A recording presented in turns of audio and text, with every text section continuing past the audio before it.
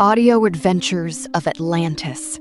Welcome to this epic adventure of the legendary lost continent of the ancient world. Something to note, all myths have many versions and variations. For this episode, we've selected the stories that are most entertaining and supplemented them with additional research into Greek and Egyptian traditions. Our versions may not be the myth you're familiar with, but we hope you enjoy them. And be warned, today's episode contains violent content, disturbing imagery, and mature themes, including murder, sexual content, and infanticide. Please exercise caution for listeners under 13.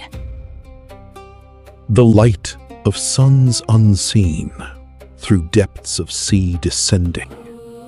Within her street awakes the ghost of noon, to bide its little hour and die unheeded, blending into her night that knows nor stars nor moon. The hurrying feet of storms that trample o'er the surges arouse no echo in these silent deeps. No thunder thrills her peace, no sword of lightning scourges the dim, dead calm where lost Atlantis sleeps. That has fascinated people for millennia, the lost city of Atlantis. If legend is to be believed, Atlantis was a legendary advanced civilization that sank into the ocean due to a mysterious cataclysm. Over the centuries and into the modern day, many have tried to find proof of this once great society's existence. People have searched everywhere, from Scandinavia to the Caribbean, for the sunken city. But in truth, all we know of Atlantis comes from the writings of Plato, the ancient Greek philosopher.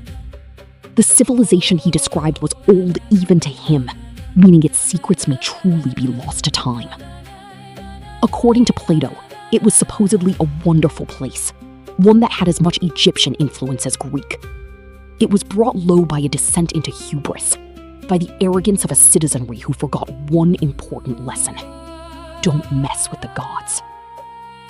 Our story today will be told by the Mariner, a mysterious seafarer who knows the legend of Atlantis better than anyone. Coming up, we visit Atlantis before the fall. Long ago, in a time that was as ancient to the mighty Hercules as he is to us, there was a great war between the gods and the Titans. In the aftermath of this war, the victorious gods divided the cosmos amongst themselves. Zeus ruled Olympus, the seat of the gods. His other brother, Hades, ruled the underworld. But his second brother, Poseidon, was granted Thera, an island unlike any other.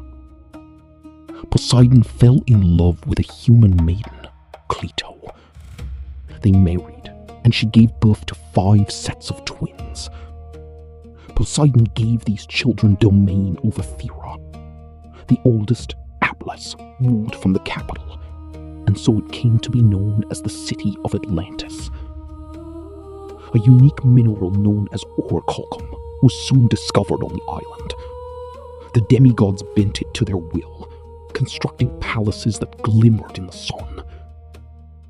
These palaces straddled concentric circles of water, moats that ran through the island, ensuring that the Atlanteans were never far from Poseidon's influence.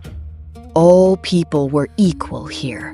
Women ruled alongside men. They did not cover their breasts, going about their lives bare-chested as the men did.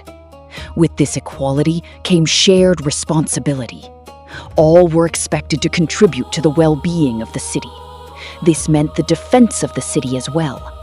The Atlanteans trained in all manner of combat. Their bodies were always in peak physical condition. None dared attack them on their own soil, save for one instance, when an army from the southern continent invaded. Atlantis' leader at the time, Khufu, defeated this army and followed them back to their homeland. He conquered their meager cities and erected great pyramids, a reminder of Atlantis' might, should these Egyptians ever think to invade again. The Atlanteans swore never to allow themselves to be invaded again.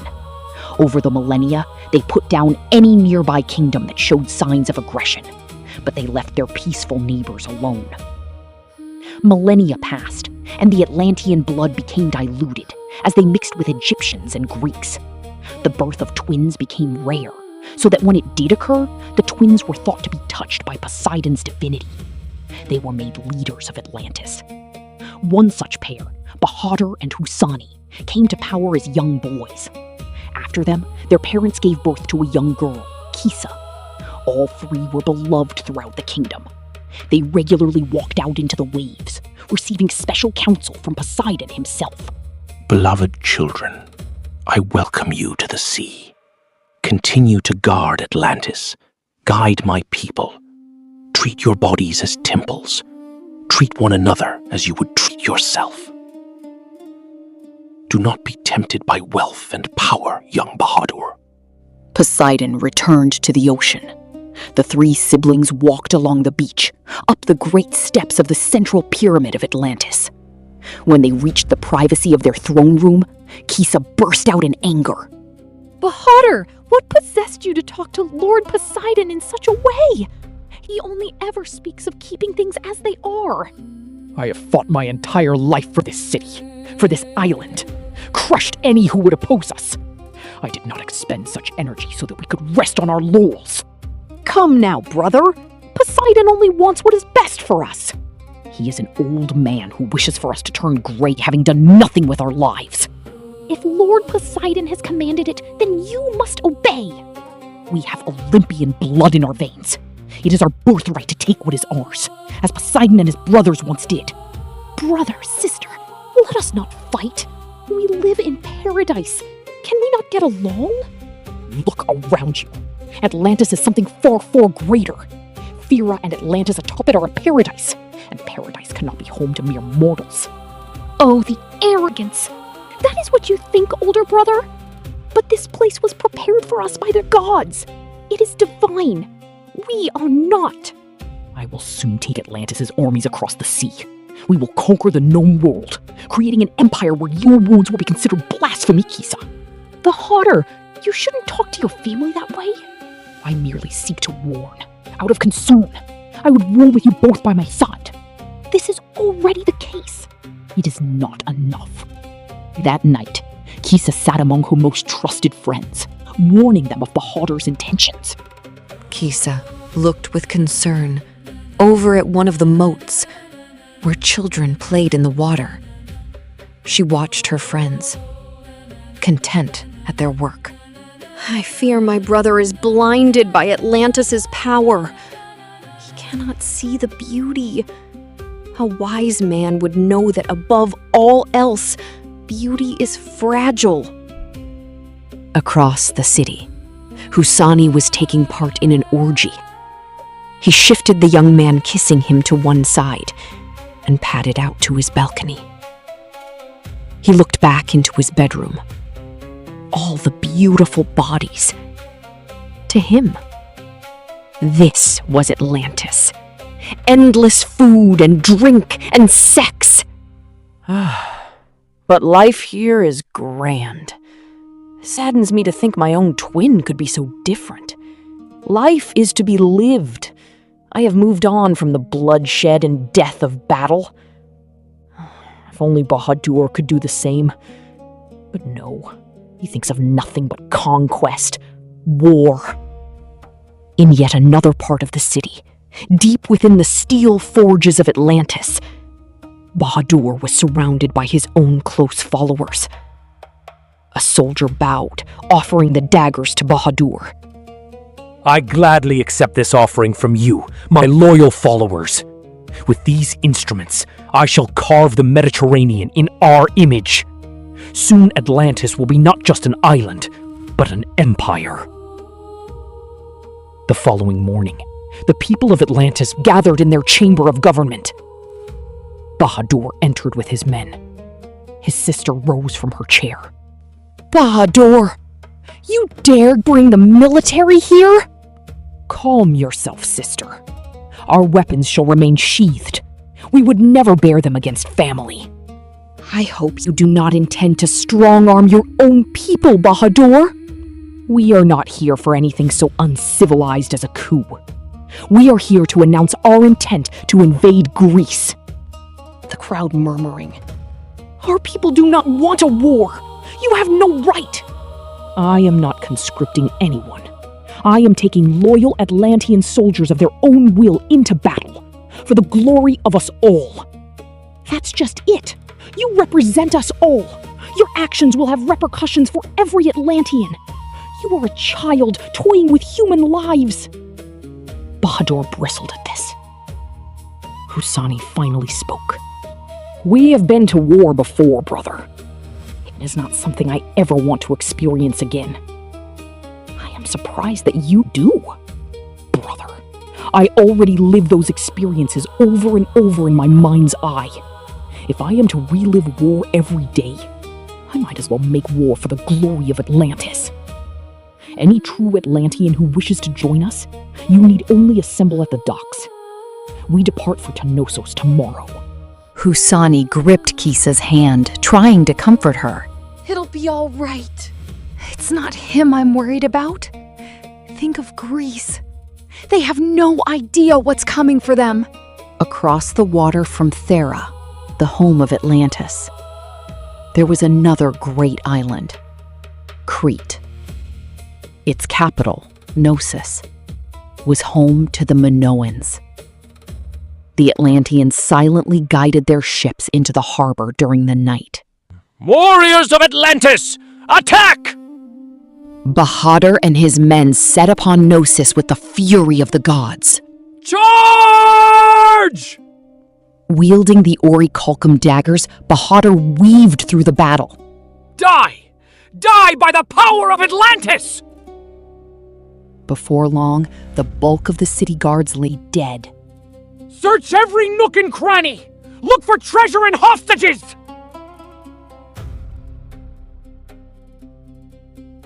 Bahadur marched into the throne room where King Jason sat. Please, have mercy on my people. Knossos may be renowned throughout Greece, but Atlantis is renowned throughout the world. Your palace belongs to us. Your people are mine. May your ancestor Minos judge you fairly in the underworld. The Atlantean guard doused King Jason in oil, lighting him ablaze. His shade made its way to the realm of Hades. Back on Thera, Kisa and Hassani received a summons from Poseidon. Children, I see your brother is not with you.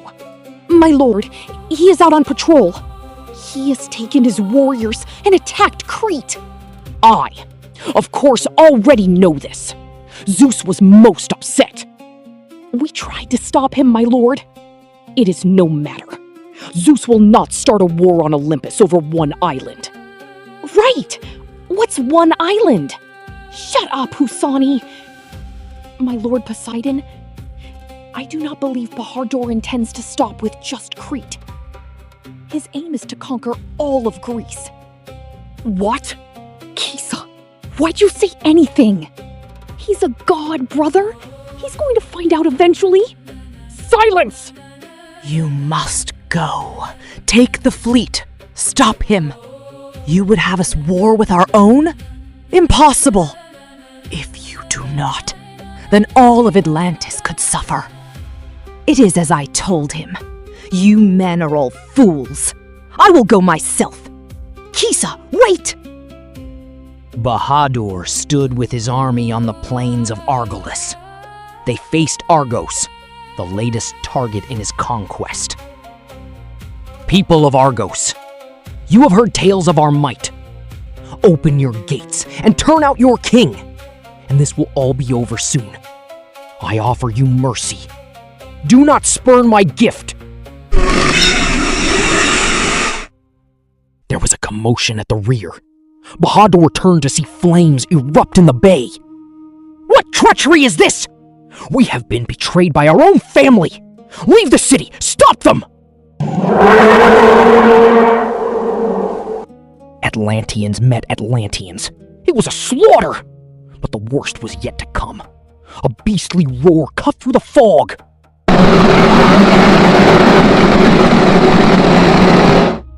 Bahadur's eyes widened as he saw the 6 monstrous heads of Scylla. Upon her back rode Kisa. Bahadur charged towards her. As he drew close, he leapt atop the monster's head. He jumped toward the back where his sister awaited. Kisa, you have gone too far. Betraying your brother is a transgression I did not think you were capable of. You dare? It is you who have transgressed. I come with Poseidon's blessing. You have displeased the gods. What do I care for the gods' disfavor? I can take whatever they throw at me. Such arrogance. You will bring Zeus's wrath down upon us all. No, sister. I will free us from it. Bahadur raced forward once more. He watched her movements closely. Bahadur saw an opening. He attacked, driving his left dagger into Kisa's right side. She crumbled. Scylla turned and fled into the ocean. Bahadur moved to his sister's side.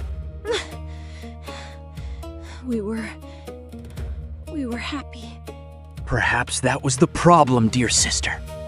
The only thing worse than an unfulfilled dream is a realized one. Soon she took her last breath. Bahadur stood up, facing his forces. Atlanteans! My power has overwhelmed my sister and the blessing of Poseidon! Together, we will conquer the world! Up next, Bahadur experiences the true wrath of the gods. When you stay at a VRBO, you always get the whole home. Book on the VRBO app. Follow What Now with Trevor Noah on Spotify to get new episodes every Thursday. Now, back to the story. The Battle of Argos was a stinging defeat. But in truth, it was more a defeat for the Atlanteans. For at that moment, in another realm, a different pair of siblings were having a showdown. Brother! Do not judge my people on the actions of one man! If one can do such harm, then these people of yours are a threat. No, I can do more. There is a brother, a twin. He will not fail. It had better not, for if it does, Atlantis will be but a memory. Hassani awoke to news of his sister's death. He wandered the halls in grief. Hear me, Olympus. Bahadur can no longer be suffered to live for what he has done. I go now to take his life as a sacrifice to you. Have mercy on us all. His words were met with approval. Several gifts appeared at his side. I am unworthy of such divine gifts. When I am finished, may the gods take me. You speak wisely. Go now. Kill your brother. Hassani donned the helmet. He took up Aegis and the trident. Bahadur watched from his command tent, overlooking Athens. First Athens, then the world, and then perhaps Olympus itself! Not if I have anything to say about it, brother! Bahadur turned to see Hassani appear before his eyes. Impossible! The gods gave you their most prized possessions? It is a temporary gift. Mine only for as long as it takes to send you to the underworld. I will take these gifts from you and use them to conquer Olympus itself!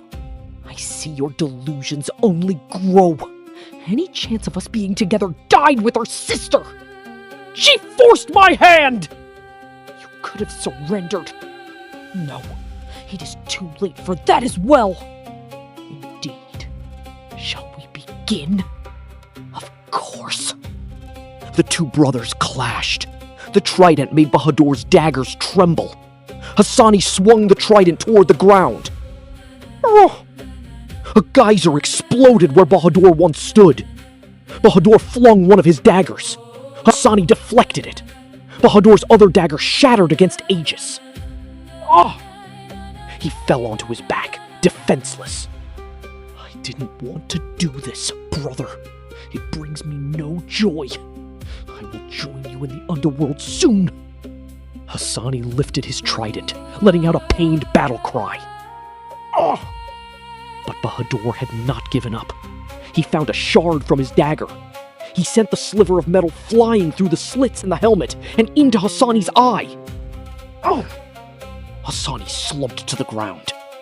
I wish there had been another way, brother. Bahadur took the shield and trident in his hands.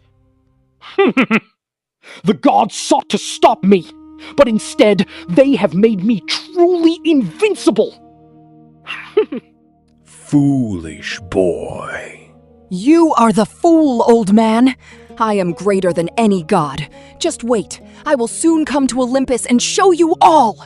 You will not get the chance, imp. Poseidon, do it. Do it now. As you wish. A huge wave erupted out of the ocean. It came crashing down onto the shores of Athens.